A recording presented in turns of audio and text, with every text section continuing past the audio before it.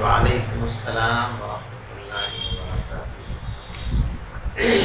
الحمدللہ، اللہ کی شکریہ کی دعائیں پڑھیے بھائی۔ بسم اللہ الرحمن الرحیم۔ باب کیف کان بدء الوحی الی رسول اللہ صلی اللہ علیہ وسلم وقول اللہ عز وجل انا اوحینا الیک کما اوحینا الی نوح والنبیین من بعد۔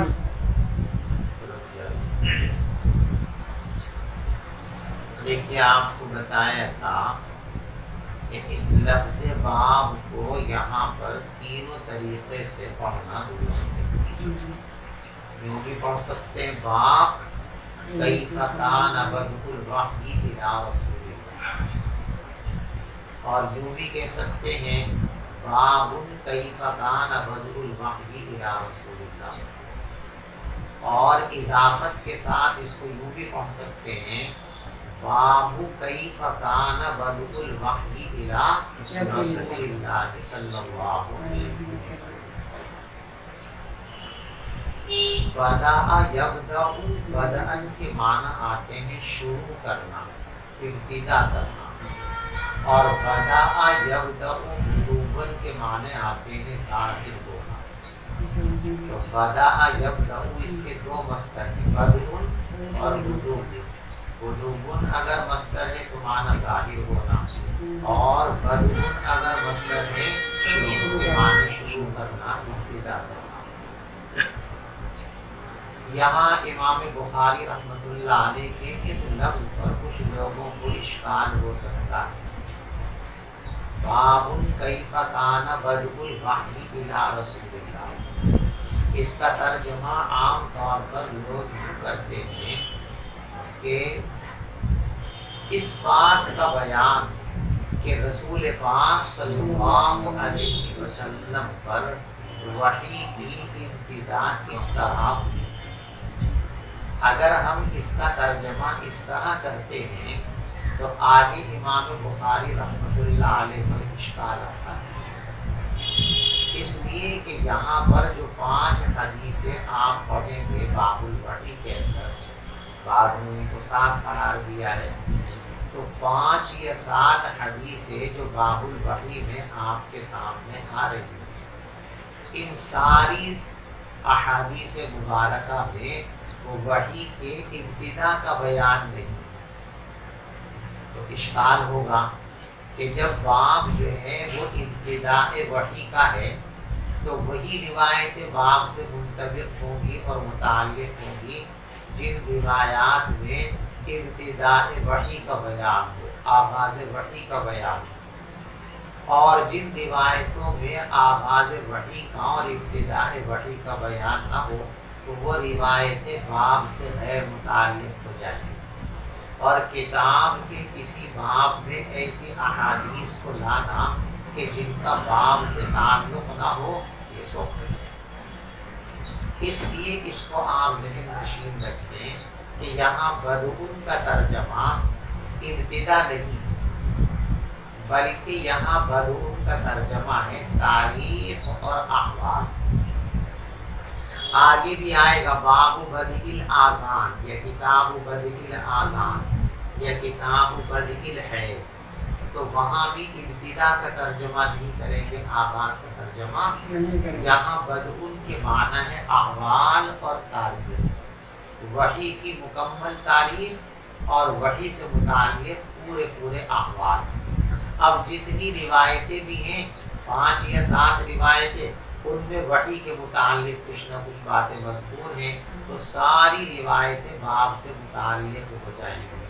اس لیے اس کا ترجمہ آپ لوگ کریں گے باب کیف کان بدء الوحی، وحی کے احوال کا بیان، وحی کی تاریخ کا بیان، کہ اس باب میں وحی کی تاریخ بیان کی جائے گی، وحی کے مکمل حالات بیان کیے جائیں گے۔ تو اب وہ جو اشکال ہو سکتا تھا کہ کچھ روایتیں باب سے متعلق ہیں اور کچھ روایتیں باب سے متعلق نہیں ہیں، اب وہ اشکال باقی نہیں رہے گا۔ باب کیف کان بدء الوحی الی رسول اللہ، دیتا سے اس طرح اشارہ کرنا کہ مشار الیہ کے علاوہ کسی دوسرے کو پتہ نہ چل سکے. لغوی اعتبار سے یہ مطلب ہے وحی کا. سمجھ میں آئی؟ اسی لیے بعض علماء یوں فرماتے ہیں کہ وحی کا مطلب ہے تفہیم، کسی کو اپنی بات سمجھا دینا. وحی اپنے عام مفہوم کے اعتبار سے انبیاء کے ساتھ مخصوص نہیں ہے، بلکہ انسانوں کے ساتھ بھی مخصوص نہیں، بلکہ اپنے عمومی مفہوم کے اعتبار سے وحی کا تعلق انبیاء سے بھی ہے، اور وحی کا تعلق انبیاء کے علاوہ دوسرے انسانوں سے بھی ہے، اور وحی کا تعلق غیر انسانوں سے بھی ہے. قرآن پاک اس کی شہادت ہے. انبیاء سے وحی کا تعلق ہونا تو بالکل ظاہر سی بات ہے. انبیاء کے علاوہ دیگر انسانوں کے لیے بھی عمومی اور لغوی مفہوم کے اعتبار سے وحی کا اطلاق کیا جاتا ہے. اس کے لیے قرآن پاک میں حضرت موسیٰ علیہ السلام کی والدہ کا تذکرہ دلیل. اوحینا الی ام موسیٰ ان ارضعیہ فاذا خفتی، ہم نے حضرت موسیٰ علیہ السلام کی ماں کے پاس یہ وحی بھیجی کہ تم اپنے اس نومولود بچے کو دودھ پلاتے رہو. فاذا خفتی، اور جب تمہیں یہ اندیشہ اور خوف ہو، یہ ڈر ستانے لگے کہ سرکاری پولیس کو پتہ چل جائے گا نومولود بچے کا اور اس کی زندگی کے خطرے پیدا ہو جائیں گے، تو پھر تم کیا کرنا؟ فَأَلْقِیہِ فِی الْیَمِّ، پھر تو اسے ایک صندوق میں بند کرنا اور سمندر میں لے جا کر کے پھینک دینا. تو اوحینا الی ام موسیٰ، ہم نے موسیٰ علیہ السلام کی والدہ کے پاس وحی بھیجی، یعنی ان کے دل میں یہ بات ڈال دی، الہام کر دیا، یہ بات ان کو سمجھا دی. تو اب یہ وحی کی نسبت کس کی طرف کی گئی؟ حضرت موسیٰ علیہ السلام کی والد محترمہ کی طرف. اور ظاہر بات ہے کہ وہ پیغمبر نہیں ہے، نبی نہیں ہے، اس لیے کہ اللہ نے کسی عورت کو نبی نہیں بنایا. وَمَا أَرْسَلْنَا مِن قَبْلِكَ إِلَّا رِجَالًا نُوحِي إِلَيْهِمْ، ہم نے آپ سے پہلے بھی مردوں کو رسول بنا کر کے بھیجا اور ہم ان کے پاس وحی بھیجا کرتے ہیں. تو مرد ہی انبیاء بن کر دنیا میں آئے ہیں، عورت کوئی نبی بن کر نہیں آئی.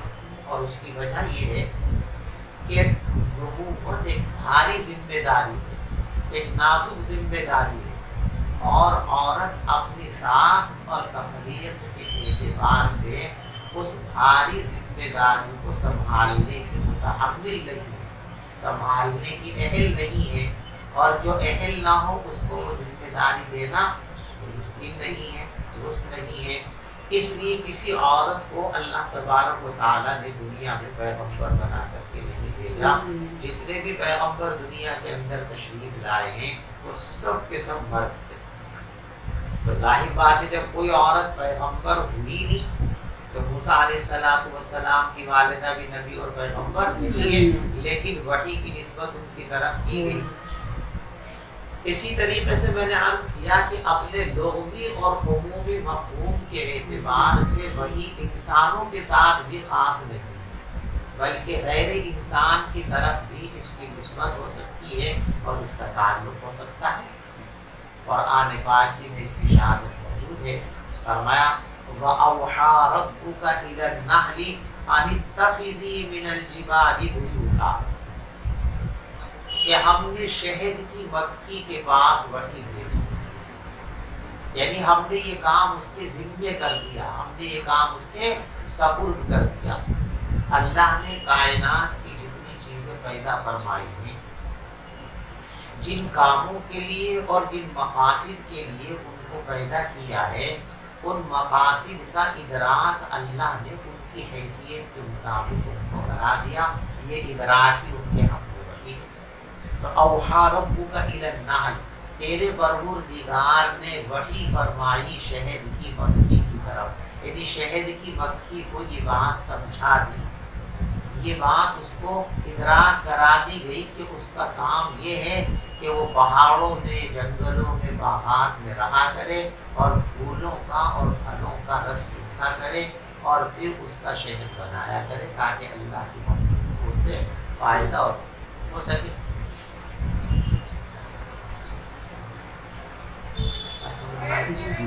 تو وحی اپنے لغوی اور عمومی مفہوم کے اعتبار سے انبیاء کے ساتھ مخصوص نہیں ہے، بلکہ انبیاء کے علاوہ بھی دوسروں کی طرف اس کی نسبت کی جا سکتی ہے۔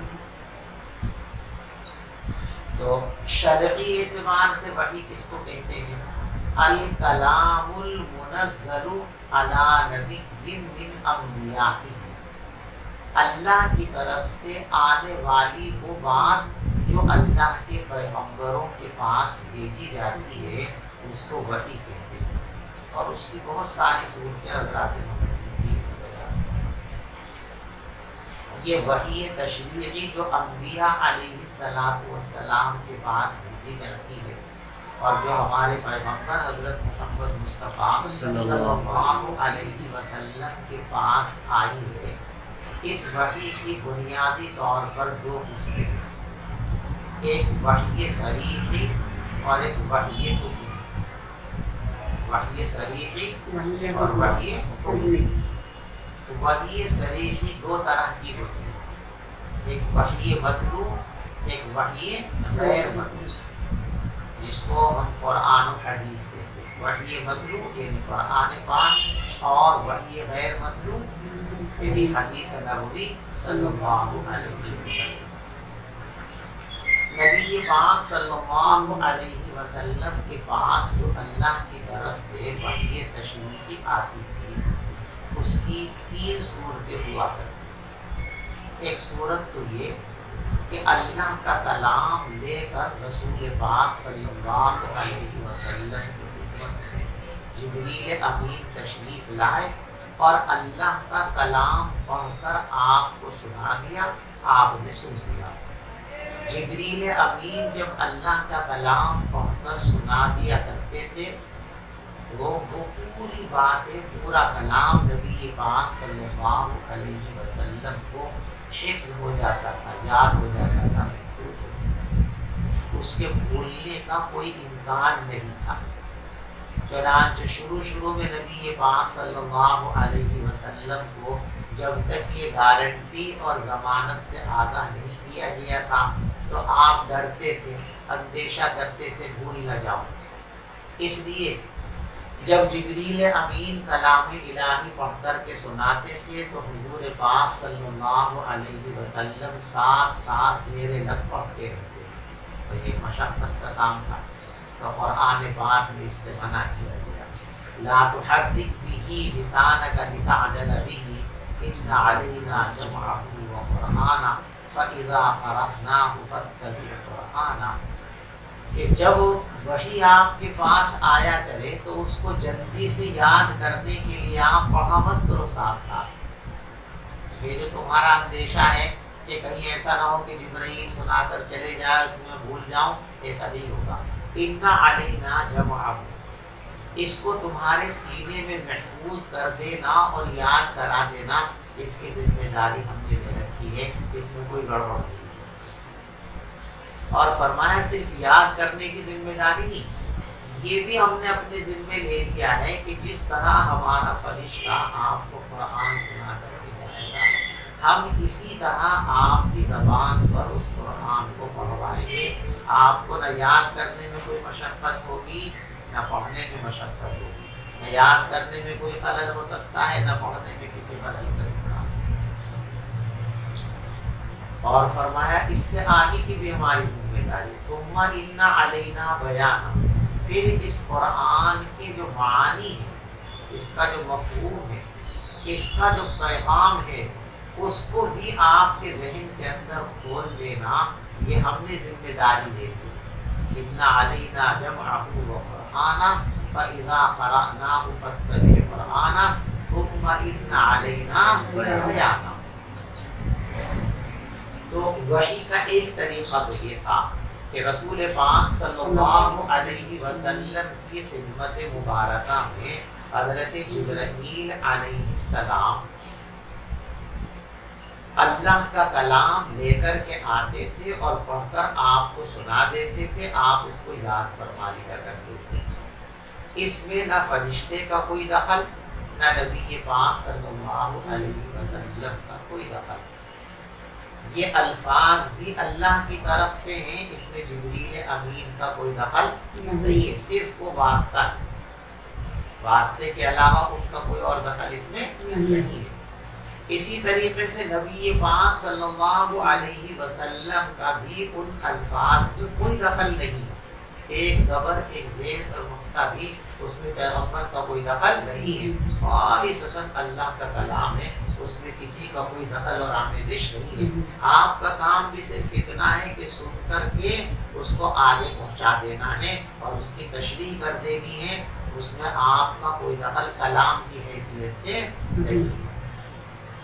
رسول پاک صلی اللہ علیہ وسلم کو جب یہ کلام پہنچتا تھا تو آپ جبریل امین کے جانے کے بعد اس کی تلاوت فرمایا کرتے تھے صحابہ کرام کے سامنے، اور لکھنے والوں میں سے جو صاحب موجود ہوتے تھے ان کو لکھنے کا معمول فرما دیا کرتے تھے، اس کو لکھ دیا کرتے تھے، پھر صحابہ کرام اس کی تلاوت فرماتے تھے، اور پھر پوری امت کو قرآن کا کچھ حصہ نماز میں پڑھنا ضروری قرار دیا گیا، اور اسی طریقے سے نماز کے علاوہ بھی کچھ نہ کچھ حصہ موقع بموقع قرآن پاک پڑھتے رہنے کا مکلف ہم سب کو بنایا گیا، اس کے فضائل بیان کیے گئے۔ اللہ ہم سب کو ہمیشہ اس نعمت سے مالا مال فرمائے، قرآن پاک کی زیادہ سے زیادہ تلاوت کرنے کی توفیق اللہ ہم سب کو عطا فرمائے۔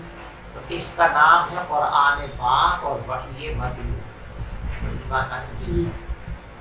دوسرا طریقہ نبی پاک صلی اللہ علیہ وسلم کے پاس وحی کا یہ تھا کہ جبریل امین ایک مفصل مضمون لے کر رسول پاک صلی اللہ علیہ وسلم کے پاس آتے تھے، اور وہ مضمون نبی پاک صلی اللہ علیہ وسلم کو پہنچاتے تھے۔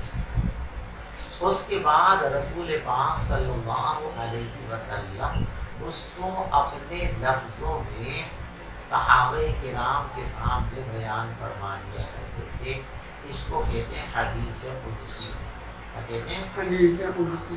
حدیث قدسی اس کو اس لیے کہتے ہیں کہ پورا کا پورا مضمون اللہ کی طرف سے لایا گیا ہے، اور حدیث اس لیے کہ پیغمبر علیہ السلام نے اپنے الفاظ میں اس کو صحابہ کرام کے سامنے بیان کیا۔ ہماری بات حدیث قدسی کی پہچان اور علامت یہ ہے کہ اس کو قال اللہ تعالی یعنی رب سبحانہ و تعالی اس جیسے الفاظ کے ساتھ بیان کیا جاتا ہے۔ حدیث قدسی 200 سے کچھ زائد ہیں کل، اور ان حدیث قدسیہ میں صرف رقاق اور مواعظ کا بیان ہے، احکام شرعیہ کا بیان نہیں۔ تیسرا طریقہ یہ ہے وحی کا نبی پاک صلی اللہ علیہ وسلم کے لیے کہ جب آپ کے پاس قرآن آتا ہے تو اس قرآن کا مکمل مضمون، اس کی مکمل تشریح اور اس کی مکمل تفصیلات آپ کو اسی وقت مستحضر کرا دی جاتی ہے، آپ کو سمجھا دیا جاتا ہے، پھر آپ حسب ضرورت موقع بموقع اس کو پوری زندگی بیان فرماتے رہتے ہیں۔ اس کو کہتے ہیں حدیث نبوی۔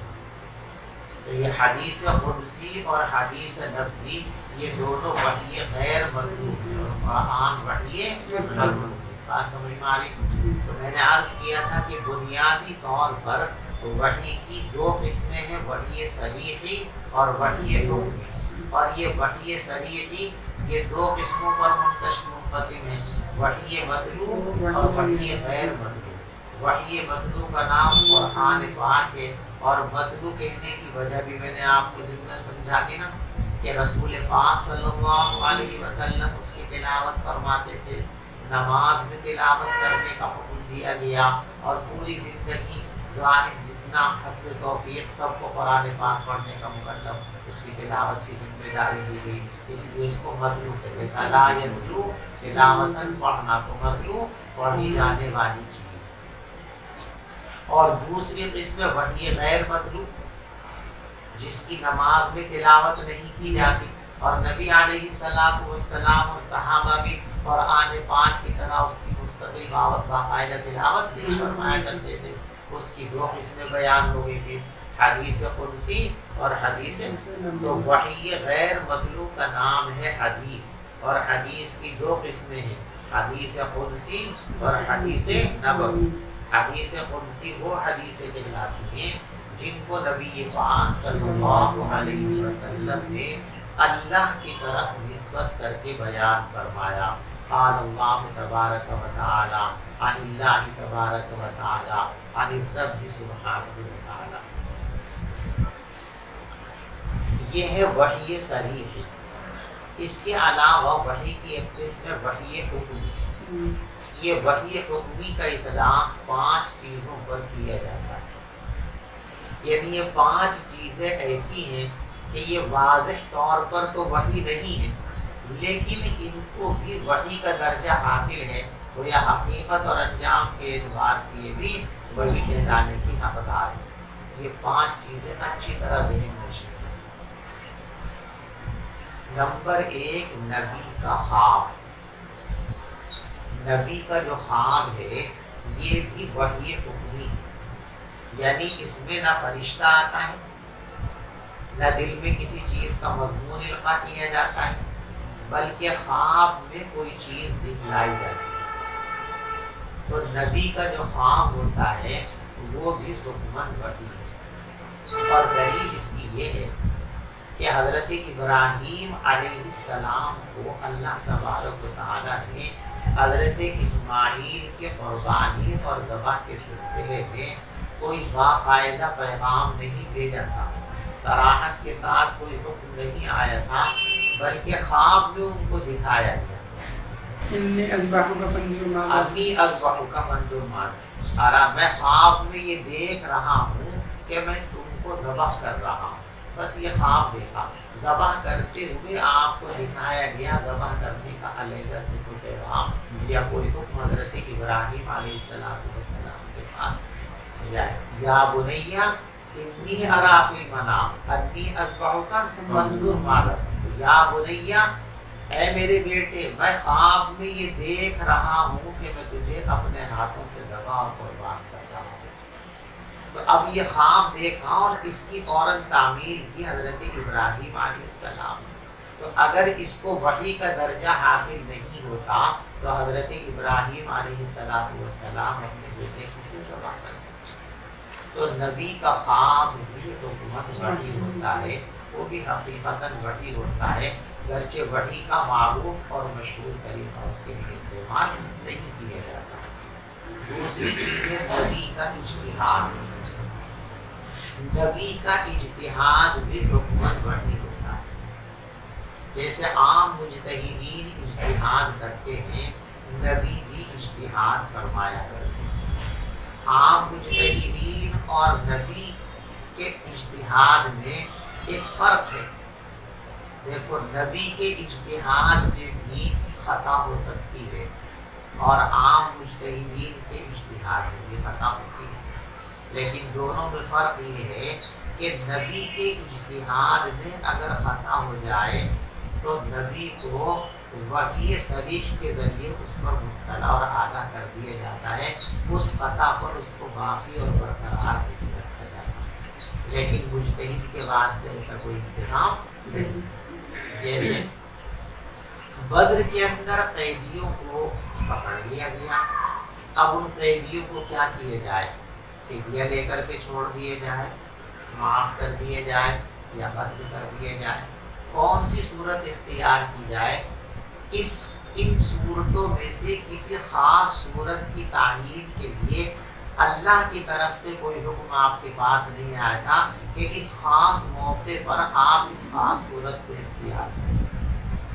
تو نبی علیہ السلام نے صحابہ کرام سے مشورہ کیا اور پھر اپنے طور پر سوچا اور اجتہاد کیا، اور آپ نے یہ بہتر محسوس کیا کہ ان کو فدیہ لے کر کے چھوڑ دیا جائے، لیکن اس موقع پر فدیہ لے کر کے چھوڑنا یہ بات اللہ کے نزدیک اولا نہیں تھی، تو تربیت کی گئی ما کان لنبی ان یکون له اسرا حتی یسکن فی الارض، تسنی پارے کے اندر جو ہے تو نبی بھی اجتہاد فرماتے ہیں اور عام امتی بھی اجتہاد فرماتے ہیں، لیکن دونوں کے اجتہاد میں خطا کا امکان ہے، لیکن فرق بنیادی طور پر دونوں میں کیا ہے کہ نبی سے اگر اجتہاد میں خطا ہو گئی، چوک ہو گئی بحیثیت بشر، تو اس خطا پر وہ باقی نہیں رہیں گے، بلکہ وحی صریح کے ذریعے اس پر متنبہ اور ادا کر دیا جائے گا اور اصلاح کر دیا جائے گا۔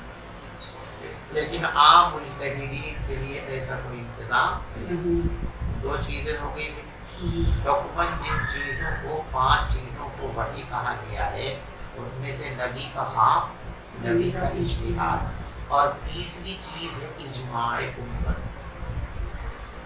اجماع یہ بھی حکماً وحی ہے، اس لیے کہ اس پر عمل کرنا ضروری ہے اور اس کو شریعت کے احکام کی بنیاد بنایا جاتا ہے۔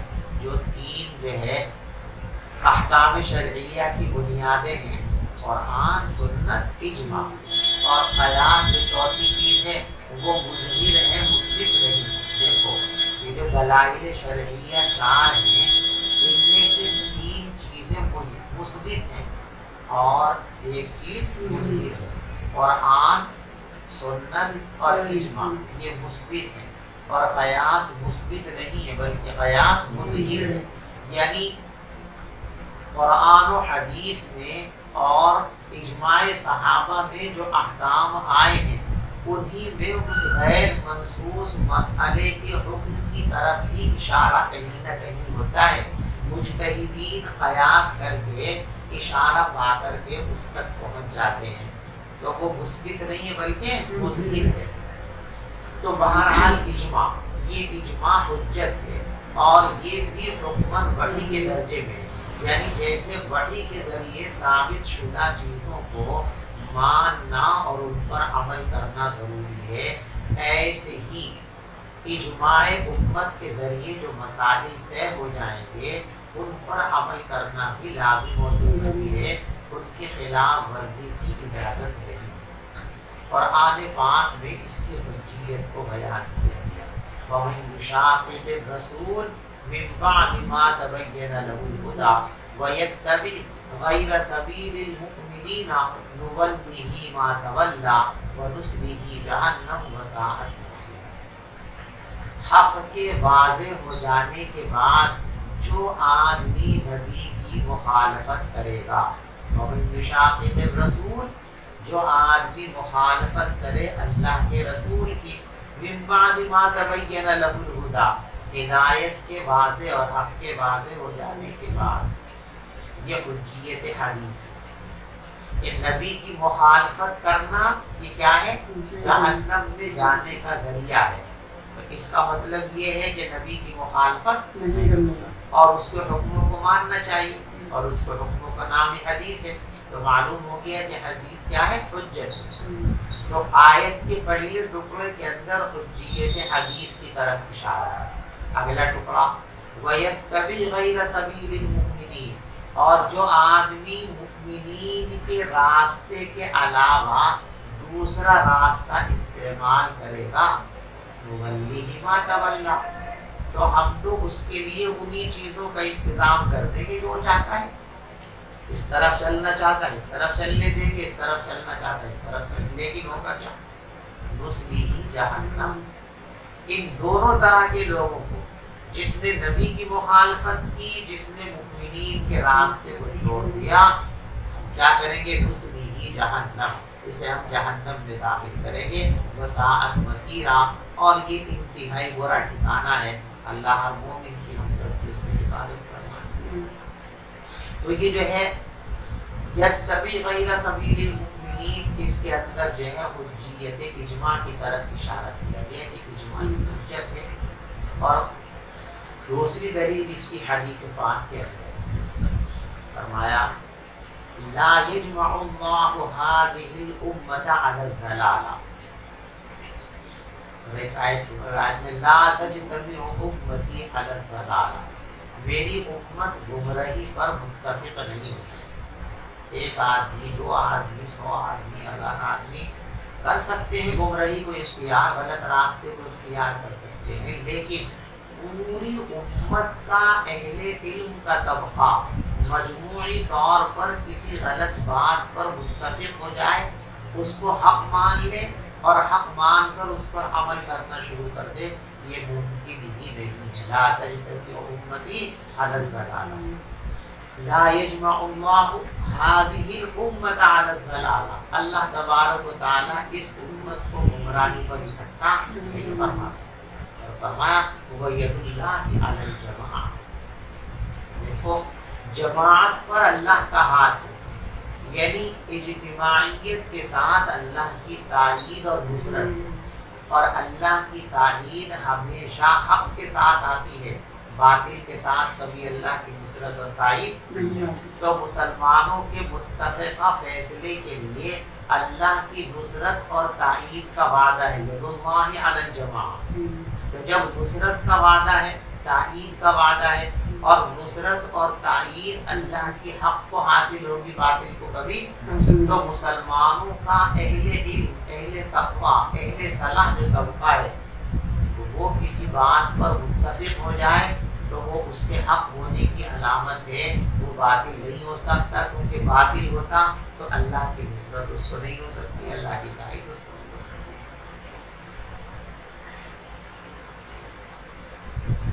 تیسری چیز ہے اجماع، بات سمجھ میں آ گئی؟ چوتھی چیز ہے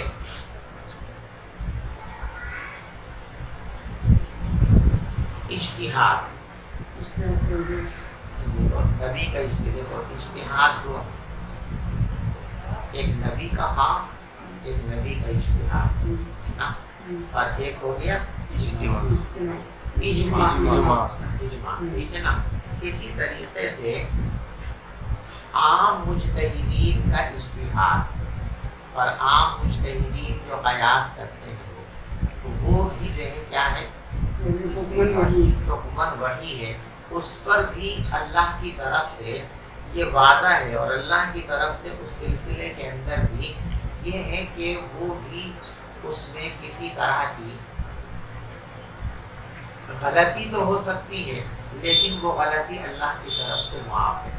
حدیث پاک میں فرمایا اذا اجتہد الحاکم، جب کوئی آدمی فیصلہ کرنے کے لیے بیٹھے، کسی مسئلے کو طے کرنے کے لیے بیٹھے، اور مسئلے کو طے کرتے وقت اس سے چوک ہو جائے، اجتہاد میں اس سے خطا ہو جائے، تو اگر اس کو ثواب صحیح چیز اس نے حاصل کر لی فَأَصَابَ فَلَهُ أَجْرَانِ، تو اس کو 2 چیزیں ملے گی، اور اگر اس کو جو ہے خطا ہو گئی، چوک ہو گئی اس سے، تو ایسی صورت کے اندر اس کو ایک محنت کرنے کا ضرور ملے گا۔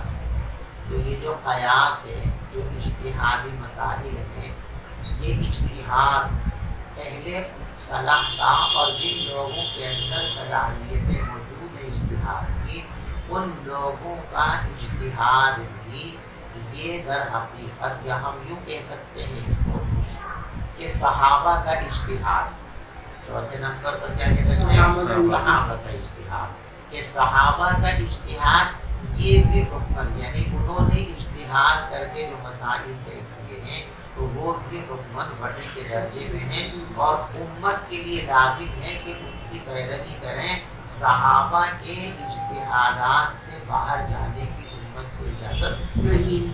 جس مسئلے کے اندر صحابہ کا اجتہاد اور اس میں اختلاف ہے، اختلاف نہیں ہو تو اجماع میں چلا گیا، اختلاف ہے تو اس میں بھی آپ کو یہ تو اختیار ہے کہ ان اجتہادی مسائل میں سے آپ دونوں میں سے کسی ایک شق کو لے سکتے ہیں، یہ لے لیں یہ لے لیں، لیکن آپ اس کے دائرے سے باہر نکل کر کے چلے جائیں، کلی طور پر اس کو چھوڑ دیں، اس کی اجازت نہیں۔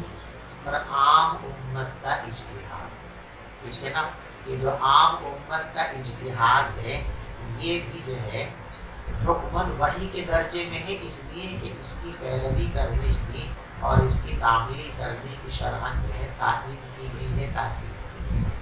تو یہ میں نے کہا تھا کہ وحی کی حقیقت میں کتنے قسمیں ہیں؟ 2 قسمیں ہیں، وحی صریحی اور وحی حکمی۔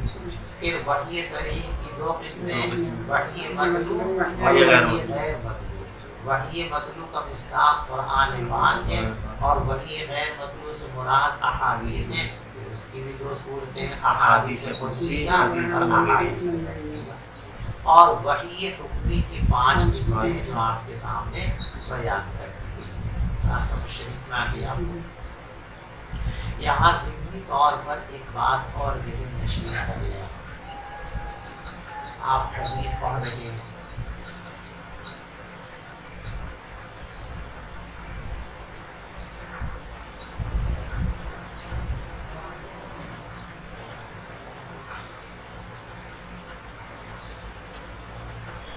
ایک عام طور پر لوگوں میں رجحان یا غلط نظریہ یا غلط بات پھیلائی جا رہی ہے کہ جب قرآن موجود ہے، حدیث موجود ہے، صحابہ کا طرز عمل ہمارے سامنے موجود ہے، تو پھر یہ ائمہ اربعہ کی جو تقلید کی جاتی ہے اس کی کیا ضرورت ہے؟ نبی کی باتیں موجود ہیں، اللہ کی باتیں موجود ہیں، اور وہ پکی اور سچی ہیں، ان میں کسی طرح کے نقص کا سوال ہی پیدا نہیں ہوتا، تو ان کے ہوتے ہوئے پھر ائمہ کی تقلید کی کیا ضرورت پیش آئی؟ ائمہ کی تقلید کیوں کی جاتی ہے؟ کیا سمجھ رہے ہیں؟ تو اس بات کو آپ اچھی طرح سمجھو، اس وقت اس کی آپ کو ضرورت ہے، اس لیے کہ بڑا لوگوں میں غلط فہمی پھیلانے کی تحریک چل رہی ہے۔ امت کو راہ راست سے ہٹانے کے واسطے یہ باقاعدہ ایک مشن اور منصوبہ ہے، اور ہر غلط منصوبے کو خوبصورت جامہ پہنایا جاتا ہے، اس لیے کہ غلط منصوبوں کو اگر ان کی اصل تصویر کے ساتھ لوگوں کے سامنے لایا جائے تو کوئی ان کو قبول نہیں کرتا، کر ہی نہیں سکتا۔ تو ان کی اصل تصویر پر پردہ ڈال کے ان پر ایک خوبصورت نقاب چڑھایا جاتا ہے تاکہ لوگ اس خوبصورتی کے دھوکے میں آ کر اس غلط چیز کو کریں۔ تو یہاں بھی یہ بڑا خوبصورت لباس پہنایا گیا اس کو، صاحب نبی سے اچھی کسی کی بات ہو سکتی ہے؟ کیا ابو حنیفہ نبی سے زیادہ جانتے تھے؟ امام شافعی نبی سے زیادہ جانتے تھے؟ بھائی نبی کے ہوتے ہوئے ابو حنیفہ کی تقلید کا کیا مطلب ہے؟ نبی کے ہوتے ہوئے امام شافعی کی تقلید کا کیا مطلب ہے؟ نبی کے ہوتے ہوئے امام احمد کی تقلید کا کیا مطلب ہے؟ نبی کے ہوتے ہوئے امام مالک رحمۃ اللہ علیہ کی تقلید کا کیا مطلب ہے؟ تو اس کو اچھی طرح سمجھ لیجیے۔ تمام مسائل شرعیہ میں تقلید نہیں ہوتی، تمام تقلید نہیں ہوتی۔ 80% مسائل وہ ہیں جو براہ راست قرآن اور حدیث سے لیے گئے، صاف صاف ان کا حکم موجود ہے، تو اس میں کسی کی تقلید کی ضرورت نہیں۔ بھائی قرآن نے کہا اقیموا الصلاۃ، نماز پڑھو، نماز پڑھنا فرض ہے، اس میں کسی امام کی تقلید کی ضرورت نہیں، یا ہے؟ آتوا الزکاۃ، زکوٰۃ دیا کرو، زکوٰۃ دینا فرض ہے، اس میں کسی نبی کی تقلید کی ضرورت نہیں ہے، یا ہے؟ تو براہ راست قرآن پاک سے ثابت ہے۔ حدیث پاک میں احکام دیے گئے صاف صاف واضح واضح، ایسا کرو، جھوٹ مت بولو، سچ بولو، حسد مت کرو، غیبت مت کرو، چغلی مت کرو، زنا مت کرو، چوری مت کرو، کسی کا قتل مت کرو۔ تو ان میں ہم کس کی تقلید کرتے ہیں؟ کسی کی بھی تقلید نہیں، قرآن پاک سے سیدھا سیدھا۔ چند مسائل ہیں جن میں تقلید کی جاتی ہے، اور وہ چند مسائل جن میں تقلید کی جاتی ہے عقلاً ان میں تقلید کے سوا کوئی چارہ کار ہی نہیں ہے۔ اگر تقلید نہ کی جائے تو عمل کرنا ممکن ہی نہیں ہے، گویا وہ فطری ضرورت ہے، اور جو چیز فطری ضرورت سے ثابت ہو وہ غلط ہوگی کہ صحیح ہوگی؟ تو بعض مسائل ہیں جن میں تقلید کی جاتی ہے، اور وہاں تقلید کے علاوہ کوئی چارہ کار ہی نہیں۔ استاد محترم حضرت مولانا مفتی سعید احمد صاحب فاروقی رحمۃ اللہ علیہ نے بخاری شریف کی شرح میں اس مضمون کو کافی تفصیل کے ساتھ لکھا ہے۔ تو چند مسائل، ان چند مسائل کو آپ سمجھو اور دیکھو کہ آپ خود اس بات کو محسوس کریں گے کہ ان میں تقلید کے علاوہ کوئی چارہ کار ہی نہیں۔ دیکھیے کچھ مسائل ایسے ہیں جن کا تعلق استنباط سے ہے، یعنی کچھ مسائل ایسے ہیں کہ جو نصوص کے اندر صاف صاف ذکر نہیں کیے گئے، بلکہ نصوص کی تہ کے اندر وہ چھپے ہوئے ہیں، ان کو استنباطی مسائل کہتے ہیں۔ ان استنباطی مسائل میں آپ جو ہے ممکن ہی نہیں ہے کہ کسی عالم کی رہنمائی اور تقلید کے بغیر عمل کر سکیں شریعت پر۔ مثلا قرآن پاک میں یہ کہا گیا اذا قمتم الى الصلاۃ فاغسلوا وجوہکم وایدیکم الى المرافق وامسحوا برؤوسکم وارجلکم الى الکعبین، کہ جب تم نماز پڑھنے کا ارادہ کیا کرو تو اپنے چہروں کو دھو لیا کرو، کوہنیوں تک اپنے ہاتھوں کو دھو لیا کرو، اپنے سر کا مسح کر لیا کرو، ٹخنوں تک اپنے پاؤں دھو لیا کرو، یہ آپ کا وضو ہو گیا۔ تو اب اس نص سے یہ بات تو معلوم ہو گئی کہ یہ چار چیزیں ضروری اور فرض ہیں۔ وضو کے تحقق کے لیے چہرے کا دھونا، ہاتھوں کا دھونا، سر کا مسح کرنا، پاؤں دھونا، یہ کیا ہے؟ یہ لازمی چیزیں ہیں، یہ وضو کے فرض ہیں جن کے بغیر وضو کا تحقق نہیں۔ لیکن ان کو پیدر پہ کرنا چاہیے یا بیچ میں وقفہ بھی کر سکتے ہیں؟ ان میں ترتیب ہونی چاہیے یا بغیر ترتیب کے بھی یہ کام ہو جائے گا؟ بتائیے اس آیت میں صاف طور پر اس کا ذکر ہے؟ کہیں بھی نہیں ہے نا۔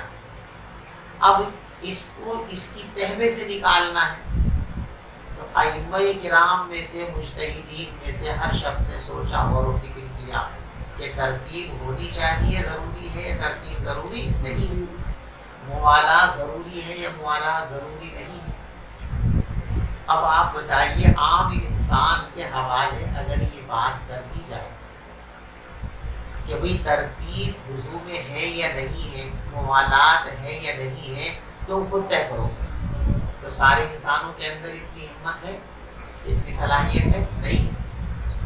ائمہ مجتہدین نے غور و فکر کیا، ایک امام حضرت امام مالک رحمۃ اللہ علیہ اس طرف گئے کہ موالات شرط ہے، یعنی آپ نے چہرہ دھو لیا، اب چہرہ سوکھ جانے سے پہلے ہاتھ دھو لیجیے، ہاتھ کے سوکھ جانے سے پہلے آپ مسح فرما دیجیے، فوراً پاؤں دھو لیجیے، یعنی ایک عزم سے فارغ ہونے کے بعد اب دوسرے عزم پر عمل کرنے کے لیے تاخیر کی مہلت فوراً کرنا چاہیے۔ امام مالک رحمۃ اللہ علیہ کی رائے یہ ہے کہ اگر آپ نے موالات نہیں کی، چہرہ دھو لیا، باتوں میں لگ گئے، چائے پینے لگ گئے، اس کے بعد ہاتھ دھو لیے، اس کے بعد مسح کر لیا، تو امام مالک رحمۃ اللہ علیہ فرماتے ہیں کہ موالات چھوٹ گئی، لہذا اب اس کا وضو نہیں ہوا۔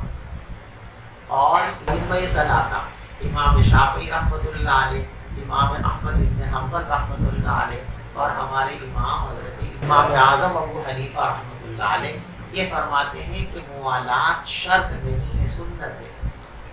مسنون طریقہ تو یہ ہے کہ پیدر پہ کرنا چاہیے، لیکن اگر کسی نے پیدر پہ نہیں کیا اور تاخیر کر لی تو وضو ہو جائے۔ اب دیکھو یہ مسئلہ کہ اعضائے وضو کے وظائف ادا کرنے میں پیدر پہ کرنا موالات لازم ہے یا موالات سنت ہے؟ اب یہ سنت اور وجوب کا درجہ طے کرنے کے لیے عام آدمی یہ درجہ طے نہیں کر سکتا، اور نہ کسی حدیث کے اندر یہ لکھا ہوا ہے، نہ قرآن کی کسی آیت کے اندر یہ لکھا ہوا ہے۔ تو اب صرف قرآن کو دیکھ کر کے، صرف حدیث کو دیکھ کر کے اس کو طے نہیں کیا جا سکتا، اس کو اہل علم گہرائیوں میں اتر کر کے طے کرتے ہیں۔ اور ظاہر بات ہے ایسے میں اختلاف ہوگا، اور اختلاف کے نتیجے میں آپ کو یہ یاد رکھیں کہ ادھر والے کی اتباع کرنا چاہیں ادھر کی کر لیں، ادھر والے کی کرنا چاہیں تو ادھر کی کر لیں۔ تو اب یہاں تقلید کے بغیر کوئی چارہ کار ہے نہیں ہے نا۔ تو تقلید پوری شریعت کے اندر نہیں ہوتی، چند مسائل میں ہوتی ہے، اور وہاں تقلید کے بغیر کوئی چارہ کار ہی نہیں ہوتا۔ دوسرے مسائل جہاں تقلید ضروری ہوتی ہے، نص فہمی کا اختلاف، یعنی کوئی چیز نص شرعی کے اندر مذکور ہے، قرآن میں موجود ہے، حدیث میں موجود ہے، لیکن اس نص کے اندر دو معنی کا احتمال ہے۔ تو اب یہاں کون سے معنی مراد لیے جائیں؟ ظاہر بات ہے ہر انسان اس کو طے نہیں کر سکتا، اور اس میں اختلاف بھی ہو سکتا ہے۔ جب دونوں چیزوں کا احتمال ہے تو کسی کا ذہن اس طرف جا سکتا ہے، کسی کا ذہن اس طرف جا سکتا ہے۔ جیسے مثال کے طور پر قرآن کی ایک آیت ہے، او لامستم النساء، تم عورتوں کو چھو لو۔ تو ائمہ ثلاثہ یہ فرماتے ہیں کہ لامسا اور لمسا میں کوئی فرق نہیں، جو لامسا ہے اور جو لمسا ہے دونوں کا مفہوم ایک ہی چھونا۔ جب دونوں کا مفہوم ایک ہے چھونا، تو دونوں کو ایک معنی پر محمول کیا جائے گا۔ تو اب اس آیت کے اندر نواقض وضو کا بیان ہے یا نواقض غسل کا بیان ہے؟ اور اس سے پہلے جو ہے اس میں نواقض وضو کا بیان ہے، اور پیچھے سے آئے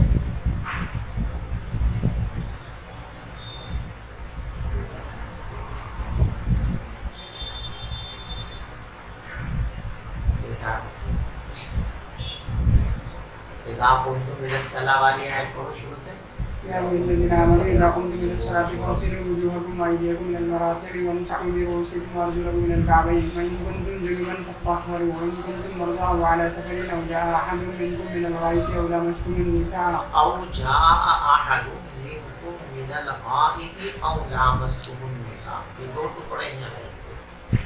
او جاء احد منکم من الغائط، اس کے اندر طے ہے سب کے نزدیک کہ اس میں نواقض وضو کا بیان ہے۔ تو او لامستم النساء جو دوسرا ٹکڑا ہے، اس میں نواقض وضو کا بیان ہے یا نواقض غسل کا بیان ہے؟ ائمہ ثلاثہ یوں فرماتے ہیں کہ اس میں نواقض وضو کا بیان ہے، اور آیت کا مطلب یہ ہے کہ کوئی شخص اگر وضو کرنے کے بعد کسی عورت کو چھو دے گا تو عورت کو چھوتے ہی اس کا وضو ٹوٹ جائے گا۔ اب اس کو دوبارہ وضو کرنا ضروری ہے، جب تک وہ اپنے وضو کا اعادہ نہیں کرے گا تب تک اس کے لیے نماز پڑھنے کا موقع میسر نہیں۔ ٹھیک ہے، ان حضرات کا ماننا یہ ہے کہ دیکھو لامسا کے معنی چھونا اور لامسا کے معنی بھی چھونا، تو جب دونوں کے معنی چھونے صاف صاف ہے، لامسا اور لامسا کے معنی چھونا، اور لامستم النساء تم عورت کو چھو دو، تو پہلے سے بیان کس کا چلا رہا؟ نواقض وضو کا۔ جب پہلے سے نواقض وضو کا بیان چلا آ رہا ہے تو اس میں بھی نواقض وضو کا بیان ہے، اور مسئلہ طے ہو گیا کہ عورت کو چھونا ناقض وضو ہے۔ امام اعظم ابو حنیفہ رحمۃ اللہ علیہ فرماتے ہیں کہ آیت کی اس ٹکڑے کے نواقض وضو کا نہیں بلکہ نواقض غسل کا بیان۔ وہ فرماتے ہیں کہ لامسا اور لامسا کے اندر فرق ہے۔ لمس کے معنی آتے ہیں مطلق چھونا، ٹچ کر دینا کسی چیز کو، اور لامسا یہ باب مفاعلہ تھا، اور باب مفاعلہ کے اندر فعل من الجانبین، تو لامسا کے معنی ہے ایک دوسرے کو پکڑنا، آپ اس کو پکڑے وہ آپ کو پکڑے، تب لامسا کا تحفظ ہوگا، ایک کے پکڑنے سے لامسا کا تحفظ۔ تو لامسا چونکہ باب مفاعلہ سے ہے، اور مفاعلہ کے اندر فعل جانبین سے ہوتا ہے، تو لامسا کا تحقق جب ہوگا جب کہ عورت مرد کو چھوئے، عورت مرد کو چھوئے. تو لامسا کے معنی ہے ایک دوسرے کو پکڑنا، اور یہ ایک دوسرے کو پکڑنے کا جو عمل ہوتا ہے یہ جمع میں ہوتا ہے. بیوی اور شوہر جب ملاقات کرتے ہیں، جمع کرتے ہیں، تو جیسے ہی انزال کا وقت ہوتا ہے تو دونوں ایک دوسرے کو پکڑتے ہیں، کولی کرتے ہیں، قبض آتے ہیں. تو یہ لامسا کا جو تحقق ہے یہ ہوتا ہی جمع کے وقت ہے. اور جمع مشکات غسل میں سے ہے نا. تو امام اعظم ابو حنیفہ رحمۃ اللہ علیہ فرماتے ہیں کہ یہاں او لامستم النساء کے اندر یہ نواقض وضو کا نہیں بلکہ نواقض غسل کا بیان ہے. اب آپ بتائیے بغیر تقلید کے اس میں کوئی چارہ کار ہے؟ یہاں نواقض وضو کا ذکر ہے یا نواقض غسل کا ذکر ہے، اس کو قرآن نے طے نہیں فرمایا. رسول پاک صلی اللہ علیہ وسلم نے بھی صراحتاً اس کو طے نہیں فرمایا. تو اب آپ بتائیں ایسی صورت میں اجتہاد کی ضرورت پیش آئے گی نا، قیاس کی ضرورت پیش آئے گی. اور اجتہاد و قیاس ہر شخص کا منصب نہیں کیا ہے. تو جن لوگوں کو یہ منصب اور یہ صلاحیت اور مقام حاصل نہیں ہے، اب آپ بتائیے کہ ان کے لیے عمل کا کیا راستہ ہے؟ سوائے اس کے کوئی راستہ نہیں کہ جو اس منصب پر فائز لوگ ہیں، جو اس مقام پر فائز لوگ ہیں، انہوں نے اپنے علم، اپنی محنت، اپنے اجتہاد کے ذریعے جو راہ عمل متعین کی ہے، ہم اس راہ عمل کو اختیار کر کے قرآن و سنت پر عمل کریں. تو تقلید کا یہ مطلب نہیں کہ قرآن و سنت کو چھوڑ کر کسی امام کی بات مانی جائے. قرآن و سنت کو چھوڑ کر کسی امام کی بات تو کوئی مومن مان ہی نہیں سکتا، اور مانے تو پھر اس کے ایمان کے کوئی معنی نہیں رہتا.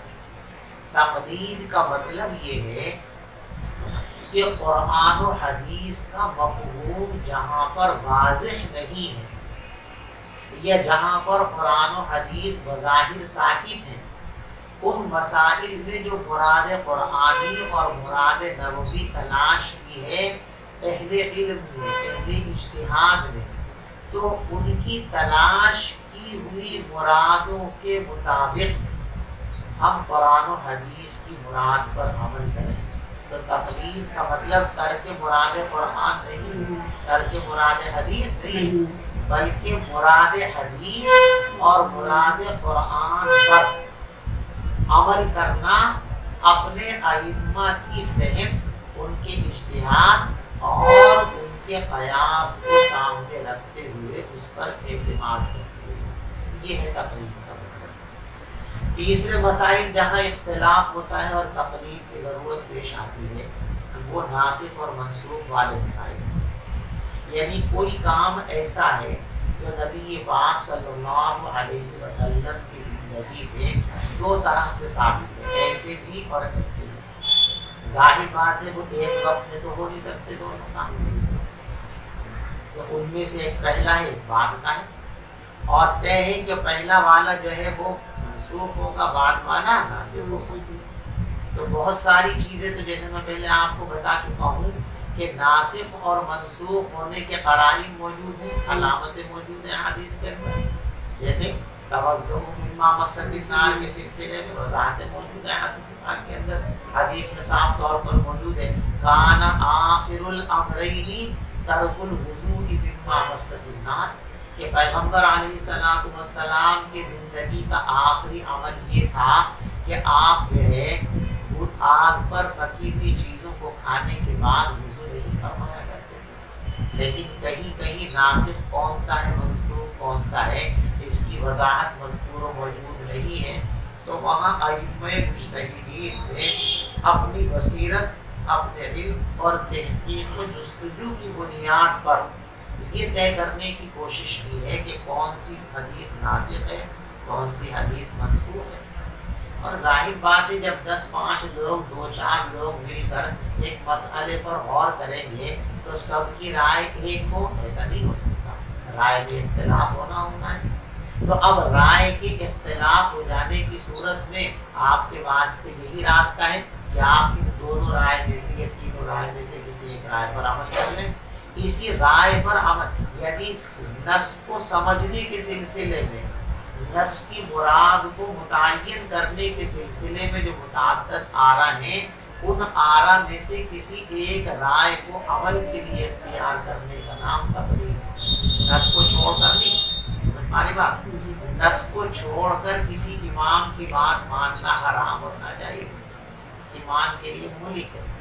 بلکہ نص کی مراد جہاں واضح نہ ہو، وہاں اس کی مراد کو واضح کرنے کے سلسلے میں جو ائمہ کی رائے، ان آرا میں سے کسی رائے کو اختیار کر کے اس نص پر عمل کرنا، اس کا نام تقلید ہے. تو تقلید نص پر عمل کرنے کا نام ہے، نص کو چھوڑنے کا نام. بس فرق اتنا ہے کہ جو نصوص واضح ہیں ان میں چونکہ کسی کی رائے کی کوئی ضرورت ہی پیش نہیں آتی ہے، لہذا وہاں کسی کی رائے کو واسطہ بنائے بغیر براہ راست ڈائریکٹلی نص کے اوپر عمل کیا جاتا ہے. جہاں نصوص کی مرادات واضح نہیں ہیں، نصوص کی حیثیت واضح نہیں ہے، تو اس کو واضح کرنے کے لیے اجتہاد کی ضرورت ہے، اور مجتہدین کی آرا میں اختلاف ہو سکتا ہے. تو وہاں مختلف آرا میں سے کسی ایک رائے کی روشنی میں نصوص پر عمل کرنے کا نام تقلید ہے. تو تقلید میں بھی نصوص پر ہی عمل ہوتا ہے، نصوص کو چھوڑا نہیں جاتا ہے. یہ جو غلط فہمی پھیلائی جا رہی ہے کہ تقلید کا مطلب ہے نص کو چھوڑ کر کسی امام کی بات مان لینا، یہ دنیا کا سب سے بڑا جھوٹ اور سب سے بڑی جہالت ہے. تقلید کا یہ مطلب نہیں ہے. بات سمجھ پا رہے؟ تو تقلید صرف چند مسائل میں ہوتی ہے، اور وہاں تقلید کے سوا کوئی راستہ نہیں ہے، اور وہ مسائل تین طرح کے ہوتے ہیں. ایک تو وہ جہاں نص فہمی کا اختلاف ہو جائے کہ اس نص کی مراد کیا ہے، اس مراد میں دو چیزوں کا احتمال ہو، اس کی تعیین میں اختلاف ہوگا. یہاں تقلید کے بغیر کوئی چارہ کار نہیں ہے. ناسخ اور منسوخ کی حیثیت متعین کرنے میں اختلاف ہو جائے، یہاں تقلید کی جائے گی، اور تقلید کے بغیر کوئی چارہ کار نہیں. استنباطی مسائل، ایسے مسائل جو نصوص کی تہ میں چھپے ہوئے اور ماہرین اس کی گہرائیوں تک پہنچ کر اس کو نکال کر لاتے ہیں، تو عام آدمی اس کو سمجھ ہی نہیں سکتا. لہذا اس مراد نص کو پانے کے لیے اور سمجھنے کے لیے کسی ماہر شناوت کی ضرورت ہے. تو اس کی رائے کی روشنی میں اس نص پر عمل کرنے کا نام تقلید. ترک نص کا نام نہیں بلکہ عمل بالنص کا نام ہے. اللہ ہم سب کو صحیح سمجھنے کی توفیق عطا فرمائے.